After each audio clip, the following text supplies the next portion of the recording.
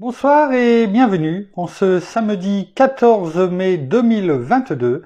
Et nous en sommes arrivés ce jour à la méditation numéro 770 et plus particulièrement à la méditation numéro 484 dans le livre de l'Apocalypse, mais pas que nous méditons ensemble depuis le 1er janvier 2021. Avant de poursuivre dans notre méditation du jour, prions. Père, dans le nom de Jésus, bien-aimé Saint-Esprit, aujourd'hui, j'ai pu faire un partage et dans ce partage, ce partage disait Dieu est toujours là, c'est nous qui le perdons de vue. Alors oui, cela, nous reflète bien souvent. Tu es toujours là avec nous. Mais bien souvent, nous te perdons de vue parce que nos pensées, vaquent à d'autres occupations, à d'autres malheureusement préoccupations, alors que nos seules préoccupations devraient être les tiennes. Tu nous as dit notamment dans Josué, chapitre 1er, verset 9, « Ne t'ai-je pas donné cet ordre? Fortifie-toi et prends courage. Ne t'effraie point et ne t'épouvante point. Car l'Éternel, ton Dieu, est avec toi partout où tu iras. » Alors comprenons, recevons, écoutons, comme nous le méditons ces temps-ci, écoutons ce que tu nous dis. Tu es toujours là avec nous. Et si nous te laissons agir par notre bien-aimé Saint-Esprit, tu nous conduis toujours, comme le dit notre Seigneur, la parole dans le psaume 23, sur le chemin de la justice, près des eaux paisibles, sur des bons pâturages, car tu es, Seigneur, notre bon berger, et nous ne manquerons de rien. Je viens chaque jour en concordance avec une petite fille que je ne connais pas, mais qui a dit un jour, « L'Éternel est mon berger, j'ai tout ce qu'il faut. » Et finalement, cette petite fille avait tout compris. Gardons ces paroles dans notre cœur. Ayons cette tranquillité d'esprit d'un enfant, ce cœur d'enfant, tout en ayant la maturité de la parole. Oui, auprès de toi, nous avons tout ce qu'il faut. Alors sachons te laisser conduire toutes choses et surtout, ne te perdons pas de vue. Que ce soir encore, ta parole nous enseigne à demeurer près de toi, à ne jamais te quitter des yeux, à toujours demeurer dans ta présence, Père, dans le nom de Jésus. Merci, bien-aimé Saint-Esprit. Amen. Nous poursuivons dans l'étude du verset 8 et 9, en tout cas pas l'étude de ses propres versets parce que nous les avons déjà vus, mais surtout afin que nos cœurs justement soient nettoyés, soient enseignés au travers de la parole, notamment au travers de ces 4 êtres vivants qui lorsque l'Église sera enlevée, parce que c'est ce qui se passe dans ce chapitre 4 du livre de l'Apocalypse, que nous soyons à l'image, à l'instar de ces 4 êtres vivants qui, sans cesse, jour après jour, jour et nuit, louent notre Père et, on va dire par ricochet, si je puis m'exprimer ainsi, entre guillemets, notre Seigneur qui est à ses côtés.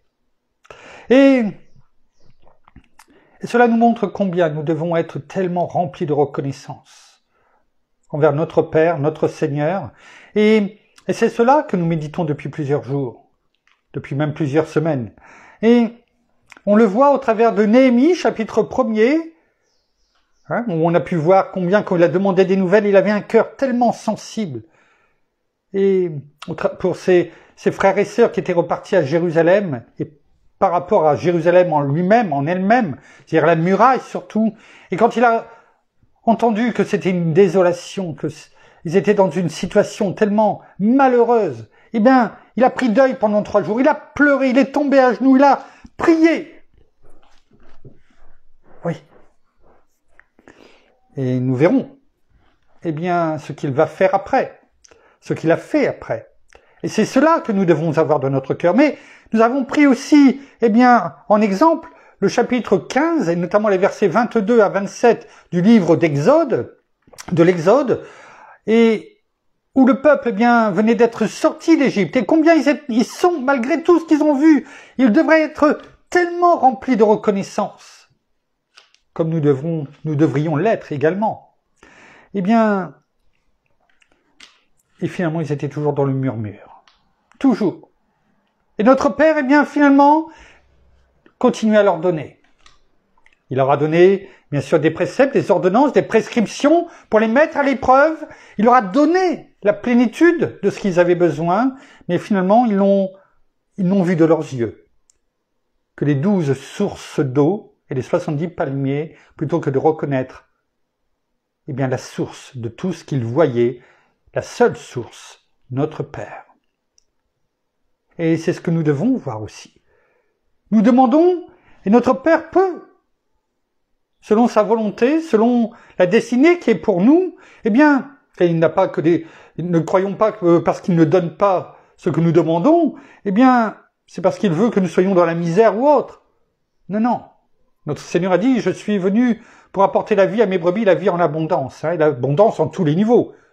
Physique, au niveau matériel, selon ce que nous avons besoin, et spirituel, bien entendu. Et même au-delà, pour que nous puissions, eh bien, découler et avoir du surplus pour aider les autres. C'est ce que la parole nous dit, à tous les niveaux. Et ils n'ont pas vu cela. Oh, ils ont vu ce que, eh bien, leur chair souhaitait. Ça les a réjouis. Alors qu'ils devraient se réjouir, ils auraient dû se réjouir, eh bien, auprès de la source, la seule qui leur avait été, qui leur donnait toutes choses, eh bien, notre Père, l'Éternel. Yahvé Jireh, l'Éternel pourvoira, tout comme il le fait avec nous. Yahvé Rapha, celui qui guérit, l'Éternel qui guérit. Et ce qui est le cas pour nous, aussi bien physiquement que spirituellement, parce que nous avons en plus notre Seigneur, qui est venu, qui a été meurtri pour nous. Il a tout pris, nos douleurs physiques, nos infirmités, nos maladies, aussi bien physiques que spirituelles. Il nous a donné la vie, totalement, complètement, en lui, en notre Père. Et c'est aussi notre bannière, notre Père. Celui que le peuple d'Israël aurait dû suivre sans le perdre de vue, parce qu'on ne perd pas celui qui est devant, qui combat pour nous, qui tient la bannière. Yahvé, Nissi, l'Éternel, notre étendard. Et bien sûr, Yahvé, Sabaoth, l'Éternel des armées. Il est bon de se rappeler de tout ça. Et tout ça, c'était la source qui leur permettait d'avoir ce qu'ils voyaient. Mais ils ne voyaient avec leurs yeux physiques et non pas spirituels. Et ils l'ont même pas finalement remercié. En tout cas, la parole ne nous le dit pas. Et si ça avait été le cas, eh bien, elle nous l'aurait dit. Parce que, note, au verset 26, eh bien, d'Exode 15, eh bien, il est dit, eh bien, que c'est là où l'Éternel est mis à l'épreuve. Contrairement à Abraham, eh bien, qui lui, eh bien, au travers avec Lot, par exemple, que nous avions pris, ou avec, eh bien, comment dirais-je, Isaac, son fils, que l'Éternel, notre Père, le Dieu Tout-Puissant, lui a demandé eh bien de mettre en sacrifice. Eh bien, il a été jusqu'au bout. Et bien entendu, on sait très bien que notre Père, eh bien, n'a pas été, lui, jusqu'au bout, eh bien, seulement avec son Fils pour nous. Cela montre combien il nous aime. Mais il a donné un bélier en offrande. Mais comme Abraham, eh bien, avait obéi. Il avait écouté la voix, c'est ce que la parole nous dit. Parce que tu as écouté ma voix, eh bien, ta descendance sera tellement nombreuse. On ne pourra pas la compter tellement elle sera nombreuse. Et tu seras béni, au-delà de toute espérance. On voit la différence entre les deux. Parce qu'à chaque fois, eh bien, Abraham a construit, eh bien, un autel à la gloire du Dieu Tout-Puissant. Et nous sommes revenus, eh bien, dans Exode, pour voir la suite. Parce qu'on pourrait se dire, eh bien, le peuple le peuple, en ayant eu ces 12 sources et 70 palmiers, eh bien, ont compris et vont pouvoir, en repartant, eh bien, prendre le bon chemin. Ils vont pas retomber une fois, deux fois, trois fois. Et nous avions pu voir hier que, en repartant, eh bien, d'Élim vers, comment dirais-je, pour arriver au désert de Sin, eh bien, combien ils ont continué à murmurer. En disant, après avoir dit « j'ai soif », eh bien, nous avons soif, eh bien, ils ont dit « nous avons faim ». Mais ils ont même été au-delà. Ils ont déclaré, proclamé la malédiction sur eux. Attention à ce que nous disons, à ce que nous déclarons et proclamons. Parce qu'ils ont dit « mais pourquoi ?» On va reprendre ce qui est écrit, Exode chapitre 16, verset 3. Les Israélites leur dirent à Aaron et à Moïse « que ne sommes-nous morts par la main de l'Éternel dans le pays d'Égypte, quand nous étions assis près des marmites de viande, quand nous mangions du pain à satiété, car vous nous avez fait venir dans ce désert pour faire mourir de faim toute cette assemblée. » Voilà ce qu'ils ont dit à Aaron et Moïse. On va voir ce qui s'est passé. Parce que nous avions terminé sur ça, l'Éternel dit à Moïse. Il ne dit pas au peuple, il dit à Moïse. Je vais faire pleuvoir pour vous du pain du haut du ciel. Le peuple sortira et en recueillera jour par jour, on en a parlé hier, la quantité nécessaire, pas plus, pas moins. Ainsi, je le mettrai à l'épreuve à nouveau. Il donne une seconde chance encore. La première, eh bien, mise à l'épreuve n'a pas marché. Ça aurait pu s'arrêter là. Notre Père, non seulement il va donner, il va répondre favorablement, mais en plus, il leur donne une deuxième chance. Ainsi, je le mettrai à l'épreuve et verrai s'il marche ou non selon ma loi.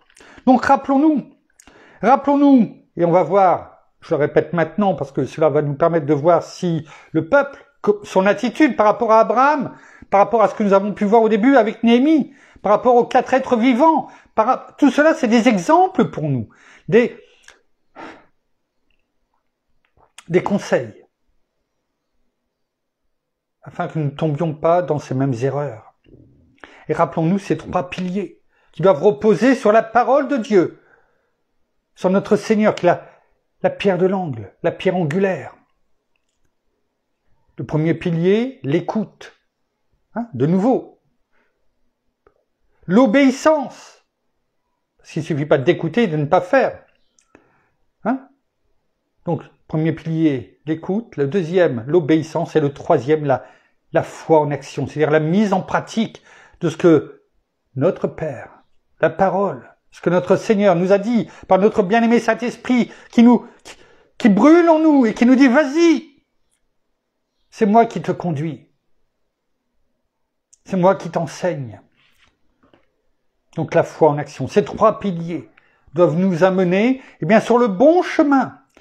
Comme on a pu le prier, à ne jamais perdre de vue que Dieu est toujours là. Tout comme il a été avec Abraham, tout comme il a été avec le peuple d'Israël et avec tant de frères et sœurs dans l'ancienne alliance que dans la nouvelle alliance. Encore plus aujourd'hui. Nous sommes le temple de Dieu et son esprit est en nous. Alors, comment on réagit à ce que nous venons de dire, le peuple d'Israël? Voyons tout de suite, ce qui est écrit dans le verset 8. Moïse dit, on passe des versets, vous pourrez aller relire vous-même en entier le chapitre 16 du livre de l'Exode, bien sûr. Chacun doit faire sa part également. Verset 8, chapitre 16, livre de l'Exode. Moïse dit au peuple, « L'Éternel vous donnera ce soir de la viande à manger, et au matin du pain à satiété. » Une chose qui est intéressante ici à relever, c'est que l'Éternel vous donnera ce soir. Il aurait pu dire, à partir de demain, ou après-demain, ou à la fin de la semaine, je vais vous donner quelque chose. Non, il dit ce soir. C'est-à-dire que c'est le jour même. est intéressant aussi de regarder par rapport à nous-mêmes, combien de fois, et je parle pour moi, chacun le reçoit en fonction de lui-même, combien de fois nous remettons à demain des choses essentielles. Pour différentes raisons. On n'est pas là pour juger ou pour dire c'est bien ou pas bien, mais simplement pour voir que notre Père, eh bien, oui, c'est Yahvé Jireh. Quand il pourvoit, eh bien, il peut pourvoir le jour même, selon sa volonté. Et quelquefois, on peut être, eh bien, tout comme le peuple, dans le désespoir. On puisse savoir à dire, on va mourir de faim, hein, c'est ce qu'ils ont dit. Et le jour même, l'Éternel pourvoit. Et il veut toujours le faire aujourd'hui pour nous. À nous simplement, eh bien, de savoir qui il est, qu'il est toujours là près de nous, et qu'il nous aime tellement, et qu'il nous demande simplement « aie confiance en moi ». Tu as besoin, je pourvois. Je ne vais pas te laisser dans la détresse, mais retiens la leçon. Écoute-moi. Retiens ce que je te dis. N'endurcis pas ton cœur. Alors, continuons. Il va donner de la viande à manger et du pain satiété le matin. Donc, l'écaille, et la manne, la viande et le pain le matin. La viande le soir et le pain le matin. Et ce verset 8 continue en disant « L'Éternel a entendu ». Vous voyez, comme quoi l'écoute, c'est important. L'écoute, c'est important. Le premier pilier pour nous, mais ça montre que notre Père ne veut pas simplement, eh bien, une écoute en disant, eh bien, tu lis, tu écoutes, ou tu parles, l'un va avec l'autre, et ça marche dans les deux sens. Et c'est une bénédiction pour nous. Quelle faveur nous avons, parce que notre Père nous entend. Nous le savions, mais quelquefois nous avons besoin de le dire pour nous en rappeler, malheureusement. L'Éternel a entendu les murmures. Vous voyez, quelquefois même quand on murmure dans notre cœur, quelquefois on murmure, oui, hein, mais bien souvent, on ne veut pas montrer comment nous sommes, et puis on murmure dans notre cœur. Oui, bon, je m'aperçois que j'ai beau prier, les choses ne changent pas. Ça fait tant de temps. Pourtant, j'ai l'impression que, eh bien, c'est toujours de pire en pire. Combien de fois, et je parle pour moi le premier, combien de fois nous pouvons être dans cet état d'âme? Ayons confiance, il entend ce qui sort de nos lèvres, mais aussi ce qui sort de notre cœur. Notre cœur parle. Pour Dieu, notre cœur parle. Combien de fois nous pouvons dire, moi je le dis tellement à mon épouse, je t'aime de tout mon cœur. Et même sans le dire, eh bien, le voit à mon regard. Notre cœur parle. À combien plus forte raison le cœur de notre Père? Eh bien, il nous le donne. Et il n'a pas à nous expliquer les choses. Lui qui a donné son Fils unique, notre Seigneur, pour nous. Alors, l'Éternel a entendu les murmures que vous avez proférés, écoutons bien, contre lui. Nous l'avions dit dans les méditations il y a plusieurs jours maintenant, notamment quand c'était pour les eaux de Mara. Le peuple, se retournait contre Moïse. Et je vous avais dit à ce moment-là, mais finalement c'est contre Dieu qui se retournait. Et là, la parole nous le dit. A entendu les murmures que vous avez proférés contre lui. Ils ont parlé à Moïse, mais Dieu le prenait, pour lui. Et il avait raison, parce que nous le verrons aujourd'hui, peut-être pas aujourd'hui, mais demain.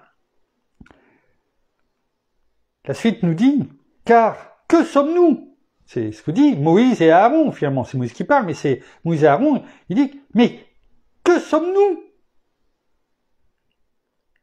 ce n'est pas contre nous que sont dirigés vos murmures, c'est contre l'Éternel.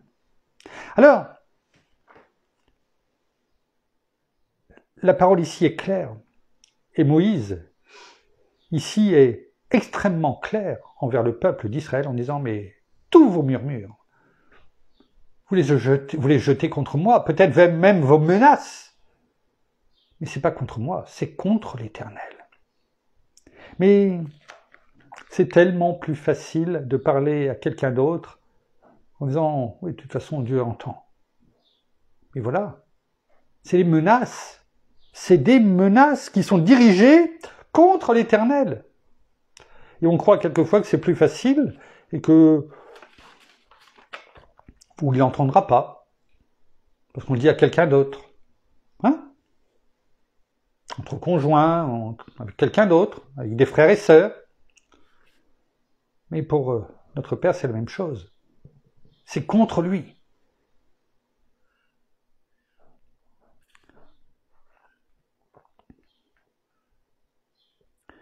Et verset 9, il est écrit, Moïse dit à Aaron, dis à toute la communauté des Israélites, approchez-vous devant l'Éternel, car il a entendu vos murmures. Il a entendu. Je ne dis pas, ça lui a sûrement pas fait plaisir. Mais il nous connaît tellement. Il connaît, bien sûr, on sait, il sonde nos cœurs, on l'a déjà vu, donc à combien plus forte raison il s'attendait, eh bien, à ce qu'ils allaient faire, et il les mettait à l'épreuve. Parce que notre Père, eh bien, ce qu'il veut, c'est que nos cœurs soient changés. Mais cela montre, même si il répond favorablement ici, ça ne veut pas dire qu'il accepte, eh bien, le comportement du peuple, nos comportements à nous. Ce qu'il veut, c'est que nous changions de chemin, de comportement, de cœur. Parce que ça, c'est notre part. C'est notre part. D'où ces trois piliers. À ne jamais oublier. Parce que sinon, eh bien, la chair est faible. Nous pourrions très vite, eh bien, avoir le même comportement que le peuple d'Israël. Alors,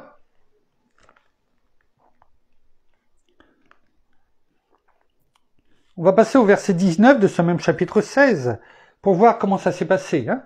Les cailles le soir, le pain le matin, la manne. Et au verset 19, eh bien Moïse dit au peuple, que personne n'en laisse jusqu'au matin. Pourquoi? Parce que notre Père avait dit, eh bien, pour la manne, hein, eh bien, vous prenez ce que vous avez besoin, mais il faut que, voilà, le matin, il n'y ait plus rien. Hein? Que personne n'en laisse jusqu'au matin. Parce que le lendemain, eh bien, il y en avait de nouveau. À chaque jour suffit sa peine. Notre Père, eh bien, donnait à nouveau. Et la parole nous dit, à partir du verset 20, ils n'écoutèrent pas Moïse. Pas forcément tout le monde. Mais ils n'écoutèrent pas Moïse. Il y eut des gens qui en laissèrent jusqu'au matin. Que s'est-il passé? Mais il s'y mit des vers, et cela devint infect. Moïse s'indigna contre ces gens.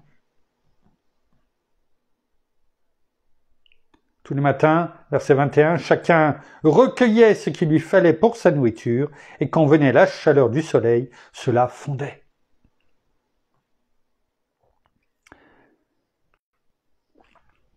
Une fois de plus, les instructions étaient claires. Tu as la viande, tu as la manne, tu recueilles ce que tu as besoin, tu en as pour le jour. Tu n'en fais pas des réserves pour les autres jours, ça ne sert à rien, eh bien parce que cela va pourrir. Donc tu en prends que ce que tu as besoin. Si tu en ramasses plus, eh bien tu vas les peut-être donner eh bien, au voisin qui lui en aura peut-être ramassé moins. Tu prends ce que tu as besoin et tu n'en gardes pas, tu le finis. Pas de gaspillage. C'est ça en fait, hein, en mots simples. Pas de gaspillage. Mais là encore, le peuple a entendu pourtant. C'est rentré dans une oreille, c'est sorti de l'autre. Le principal, c'est quoi? C'est Aïn. Mes yeux ont vu. Oh, de la nourriture. Ce que j'ai demandé, je l'ai eu. continuons à murmurer. On aura, et en plus, on n'écoute même pas. On n'obéit pas. C'est ça. Premier pilier, l'écoute n'est pas respecté. Le deuxième, l'obéissance n'est pas respectée. La mise en pratique n'est pas faite. Parce que, eh bien, j'en garde. Comment voulez-vous que notre maison, notre vie repose sur 3 piliers si ces piliers, eh bien, sont des fétus de paille? Il n'y a rien. Un peu comme la parabole avec le sable, la maison construite sur le sable. À la première marée, eh bien, tout part. Première tempête, premier vent, tout part. Verset 28.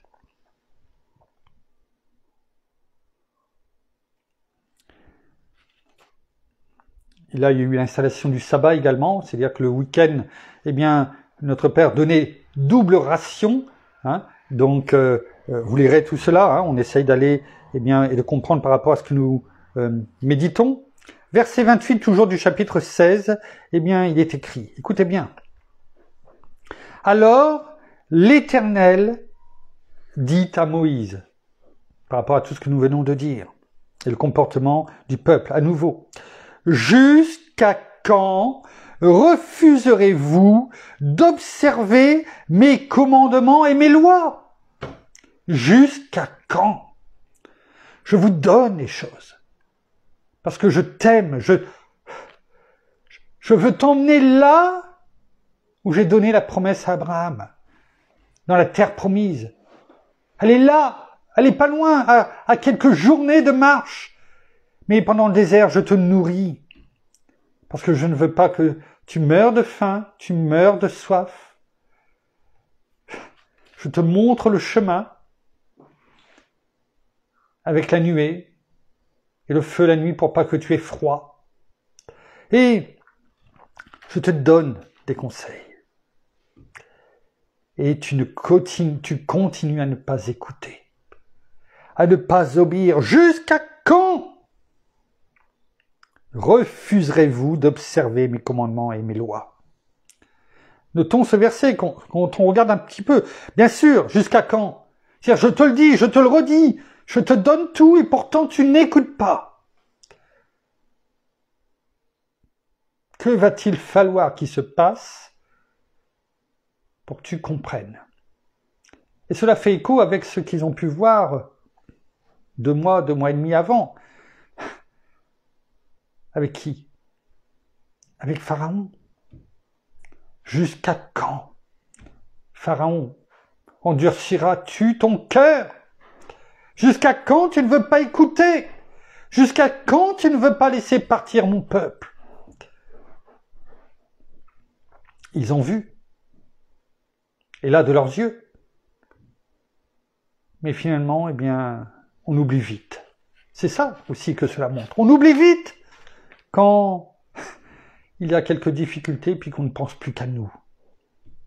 Tellement égoïste. Et là, dans ces cas-là, eh bien, on ne voit que notre petite personne. Et on oublie. On est prompt à repenser au passé quand c'était peut-être des bonnes choses, mais surtout des tentations du monde, on en a déjà parlé, ou des regrets. Hein. Si j'avais su, hein, un peu comme le peuple d'Israël, hein, je ne serais pas venu.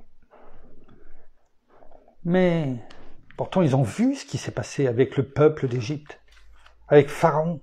Ils ont vu. Et finalement, eh bien, de la même façon, leurs cœurs s'endurcit. De la même façon. Et notons qu'il est écrit jusqu'à quand refuserez-vous? Les mêmes mots finalement qui ont été déclarés à Pharaon. Jusqu'à quand refuseras-tu de faire sortir mon peuple? Et là il est écrit d'observer mes commandements. D'observer mes commandements. Rappelons-nous le verset 26 d'Exode 15. Lorsque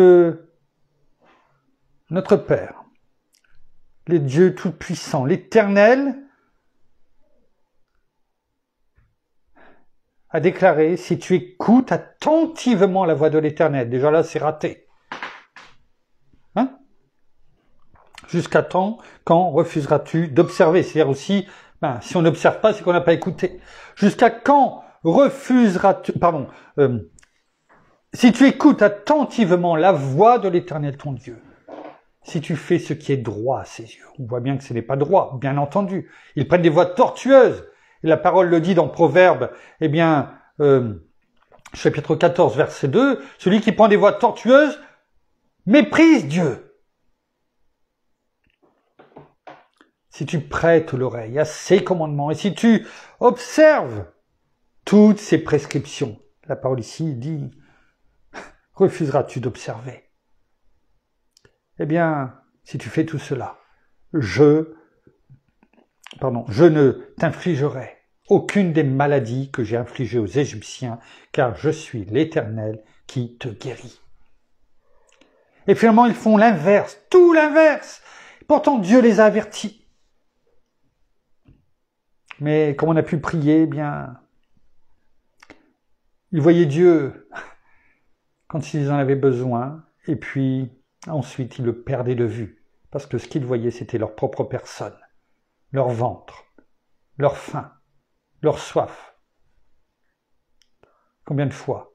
Eh bien, cela nous arrive également de perdre de vue, eh bien, tout ce que la parole nous dit, notre Père, notre Seigneur, notre bien-aimé Saint-Esprit. Alors, gardons à cœur, dans notre cœur, gravé sur les tables de notre cœur, eh bien, ce que nous dit ici notre Père. Jusqu'à quand refuserez-vous d'observer mes commandements et mes lois? Alors, ne disons pas, oui, mais ça c'était l'ancienne alliance. Non, on le sait très bien, la parole nous dit dans Jean, chapitre 14, verset 21, celui qui a mes commandements et qui les garde, hein? C'est-à-dire qu'il les garde, c'est-à-dire qu'il les met en pratique, qu'il les observe, c'est ça, hein? C'est pas simplement garder dans une boîte et puis où la Bible est fermée et là, oui, je l'ai. Non. Celui qui a mes commandements et qui les garde, c'est celui qui m'aime. Celui qui m'aime sera aimé de mon Père. Notre Seigneur nous dit, moi aussi je l'aimerai et je me manifesterai à lui. Et au verset 23, notre Seigneur dit à Jude, mais à chacun d'entre nous, bien sûr, eh bien, si quelqu'un m'aime, il gardera ma parole.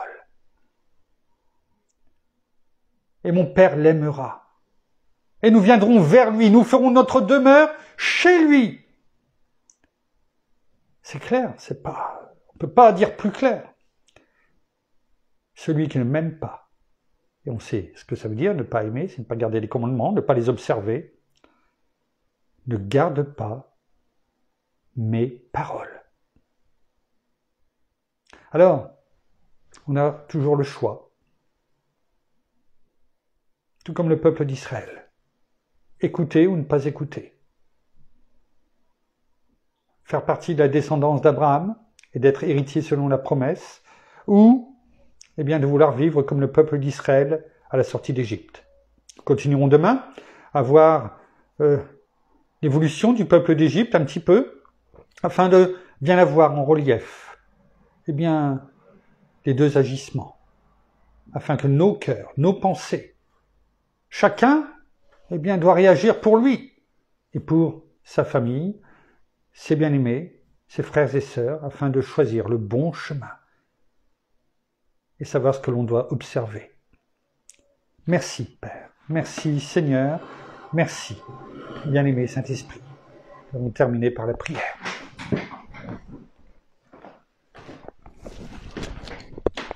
Merci. L'épouse se précipite.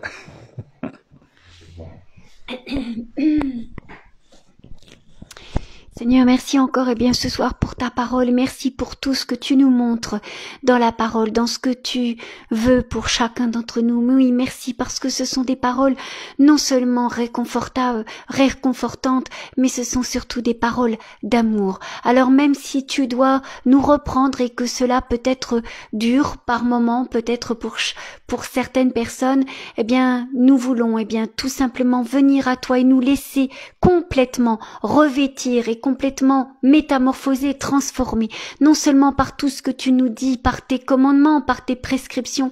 Soyons vraiment ces enfants obéissants et qui veulent marcher dans ce chemin d'intégrité, mais dans ce chemin de droiture et de justice. C'est ce que tu nous demandes de faire, d'être droit, d'être juste, d'être intègre, comme toi tu l'as été, comme toi tu l'es pour Seigneur Jésus, et que nous puissions continuer dans ce que tu as tracé pour chacun d'entre nous. Alors oui, il y aura des tentations, oui, il y aura tellement de choses autour de nous, mais sachons faire taire tout ce qui n'est pas bon pour nous, sachons le mettre de côté afin que nous ayons non seulement nos oreilles, mais aussi nos yeux ouverts à ta parole et à ta vérité et à ce que toi tu veux pour chacun de tes enfants. Alors merci pour tout ce que tu mets devant nous, merci pour toutes tes bénédictions, merci encore pour ton amour, ta bienveillance qui est là chaque matin pour chacun d'entre nous. Merci oui parce que toutes tes bontés sont là et il suffit simplement que l'on ouvre les yeux et que l'on prête l'oreille à ce que tu dis et que nous voyons tout cela dans nos vies, à chaque moment dans notre vie. Alors soyez tous abondamment bénis, frères et sœurs, dans le nom de notre Seigneur Jésus-Christ. Amen. Merci.